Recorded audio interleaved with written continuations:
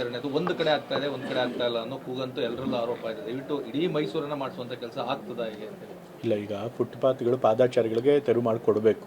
So ಈಗಾಗಲೇ ನಮ್ಮ commissioner ನಾನು ಸೂಚನೆ ಕೊಟ್ಟಿದ್ದೀನಿ. ಬೆಂಗಳೂರಲ್ಲಿ ಟ್ರಾಫಿಕ್ ಸಮಸ್ಯೆ ತುಂಬ ತೀವ್ರವಾಗಿದೆ. ಸೊ ಹಾಗಾಗಿ ಅವರು ತತ್ಕ್ಷಣಕ್ಕೆ ಅವರು ಅದನ್ನು ತೆರವುಗೊಳಿಸಬೇಕಾಗಿತ್ತು, ಬೇರೆ ದಾರಿ ಇರಲಿಲ್ಲ. ಬಟ್ ನಮ್ಮ ಮೈಸೂರಿನಲ್ಲಿ ಸಮಸ್ಯೆ ಬೆಂಗಳೂರಿನಷ್ಟಿಲ್ಲ, ಆದರೂ ಕೂಡ ನಾವು ಫುಟ್ಪಾತ್ಗಳನ್ನು ತೆರವು ಮಾಡಲೇಬೇಕು. ಸೊ ಹಾಗಾಗಿ ನಾವು ಅಲ್ಲಿ ಯಾರಾದರೂ ಎನ್ಕ್ರೋಚ್ ಮಾಡಿದರೆ, ಅಂದರೆ ಯಾರಾದರೂ ಸ್ಟ್ರೀಟ್ ವೆಂಡರ್ಸ್ ಅವರು ಎನ್ಕರೇಜ್ ಮಾಡಿದರೆ ಅವರಿಗೆ ಸ್ವಲ್ಪ ಮಾನವೀಯತೆ ದೃಷ್ಟಿಯಿಂದ ನೋಟಿಸ್ ಕೊಟ್ಟು ಬೇರೆ ಒಂದು ಜಾಗ ನೋಡಿ ಆಮೇಲೆ ತೆರವು ಮಾಡಿ ಅಂತ ಹೇಳಿದ್ದೀನಿ. ಬಟ್ ಅಫ್ಕೋರ್ಸ್ ಯಾರಾದರೂ ಅಂಗಡಿ ಮಾಲೀಕರು ಅಥವಾ ಬೇರೆ ಯಾರಾದರೂ ಖಾಸಗಿ ವ್ಯಕ್ತಿಗಳನ್ನು ಅದನ್ನು ಎನ್ಕರೇಜ್ ಮಾಡಿದರೆ ಅದನ್ನು ತಕ್ಷಣವಾಗಿ ತೆರವಾಗುತ್ತೆ.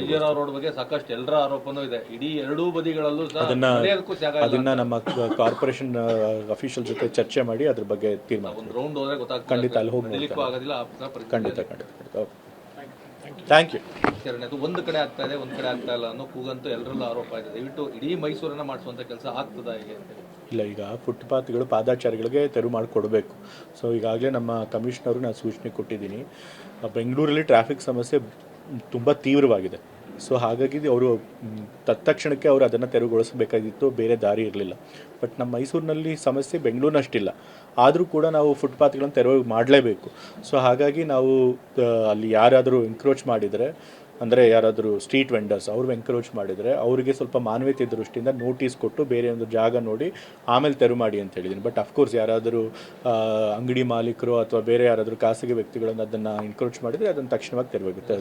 ರೋಡ್ ಬಗ್ಗೆ ಸಾಕಷ್ಟು ಎಲ್ಲರ ಆರೋಪನೂ ಇದೆ, ಇಡೀ ಎರಡೂ ಬದಿಗಳಲ್ಲೂ ಅದನ್ನು ನಮ್ಮ ಕಾರ್ಪೊರೇಷನ್ ಅಫಿಷಿಯಲ್ ಜೊತೆ ಚರ್ಚೆ ಮಾಡಿ ಅದ್ರ ಬಗ್ಗೆ ತೀರ್ಮಾನ ಖಂಡಿತ ಅಲ್ಲಿ ಹೋಗಿ ಖಂಡಿತ. Thank you. ಎರಡನೇದು ಒಂದು ಕಡೆ ಆಗ್ತಾ ಇದೆ, ಒಂದು ಕಡೆ ಆಗ್ತಾ ಇಲ್ಲ ಅನ್ನೋ ಕೂಗಂತೂ ಎಲ್ಲರಲ್ಲೂ ಆರೋಪ ಇದೆ. ದಯವಿಟ್ಟು ಇಡೀ ಮೈಸೂರನ್ನ ಮಾಡಿಸುವಂತ ಕೆಲಸ ಆಗ್ತದಾ ಹೇಗೆ ಅಂತ? ಇಲ್ಲ, ಈಗ ಫುಟ್ಪಾತ್ಗಳು ಪಾದಾಚಾರಿಗಳಿಗೆ ತೆರವು ಮಾಡಿಕೊಡಬೇಕು. ಸೊ ಈಗಾಗಲೇ ನಮ್ಮ ಕಮಿಷನರು ನಾನು ಸೂಚನೆ ಕೊಟ್ಟಿದ್ದೀನಿ. ಬೆಂಗಳೂರಲ್ಲಿ ಟ್ರಾಫಿಕ್ ಸಮಸ್ಯೆ ತುಂಬ ತೀವ್ರವಾಗಿದೆ. ಸೊ ಹಾಗಾಗಿ ಅವರು ತತ್ಕ್ಷಣಕ್ಕೆ ಅವರು ಅದನ್ನು ತೆರವುಗೊಳಿಸಬೇಕಾಗಿತ್ತು, ಬೇರೆ ದಾರಿ ಇರಲಿಲ್ಲ. ಬಟ್ ನಮ್ಮ ಮೈಸೂರಿನಲ್ಲಿ ಸಮಸ್ಯೆ ಬೆಂಗಳೂರಿನಷ್ಟಿಲ್ಲ, ಆದರೂ ಕೂಡ ನಾವು ಫುಟ್ಪಾತ್ಗಳನ್ನು ತೆರವು ಮಾಡಲೇಬೇಕು. ಸೊ ಹಾಗಾಗಿ ನಾವು ಅಲ್ಲಿ ಯಾರಾದರೂ ಎನ್ಕ್ರೋಚ್ ಮಾಡಿದರೆ, ಅಂದರೆ ಯಾರಾದರೂ ಸ್ಟ್ರೀಟ್ ವೆಂಡರ್ಸ್ ಅವರು ಎನ್ಕರೇಜ್ ಮಾಡಿದರೆ ಅವರಿಗೆ ಸ್ವಲ್ಪ ಮಾನವೀಯತೆ ದೃಷ್ಟಿಯಿಂದ ನೋಟಿಸ್ ಕೊಟ್ಟು ಬೇರೆ ಒಂದು ಜಾಗ ನೋಡಿ ಆಮೇಲೆ ತೆರವು ಮಾಡಿ ಅಂತ ಹೇಳಿದ್ದೀನಿ. ಬಟ್ ಅಫ್ಕೋರ್ಸ್ ಯಾರಾದರೂ ಅಂಗಡಿ ಮಾಲೀಕರು ಅಥವಾ ಬೇರೆ ಯಾರಾದರೂ ಖಾಸಗಿ ವ್ಯಕ್ತಿಗಳನ್ನು ಅದನ್ನು ಎನ್ಕರೇಜ್ ಮಾಡಿದರೆ ಅದನ್ನು ತಕ್ಷಣವಾಗಿ ತೆರವಾಗುತ್ತೆ. ರೋಡ್ ಬಗ್ಗೆ ಸಾಕಷ್ಟು ಎಲ್ಲರ ಆರೋಪನೂ ಇದೆ, ಇಡೀ ಎರಡೂ ಬದಿಗಳಲ್ಲೂ ಅದನ್ನು ನಮ್ಮ ಕಾರ್ಪೊರೇಷನ್ ಅಫಿಷಿಯಲ್ ಜೊತೆ ಚರ್ಚೆ ಮಾಡಿ ಅದ್ರ ಬಗ್ಗೆ ತೀರ್ಮಾನ ಖಂಡಿತ ಅಲ್ಲಿ ಹೋಗಿ ಖಂಡಿತ. Thank you.